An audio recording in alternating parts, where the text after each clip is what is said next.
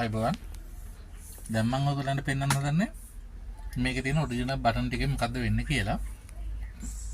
මේ පළවෙනි එක තමයි ලයිටර් එක.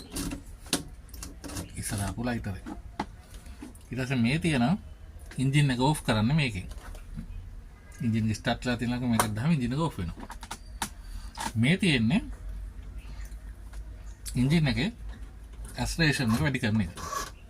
මේ කරගන්නකොට එන්ජින් එකේ අයිඩියල් ගතිය වැඩි වෙනවා. ඇක්සලරේෂන් එක වැඩි වෙනවා. ඊට පස්සේ මේ තියෙන්නේ ඩබල් සිග්නල් දාන එක. ඔයා එක සිග්නල් එකක් දාලා මේක ඇද්දාම ඔයාගේ ඩබල් සිග්නල් වැටෙනවා. ඊට පස්සේ මේ තියෙන්නේ හෙඩ්ලයිට්. එක සැරයක් ඇද්දාම ඩිම්, කාටුට අකුරු දැද්දාම පුල්. මේකත් එහෙමයි. මේ වයිපරේ එක සැරයක් ඇද්දාම වයිපරේ වැඩ, තව එක සැරයක් ඇද්දොත් ඒක තවත් වේගෙන් වැඩ කරනවා.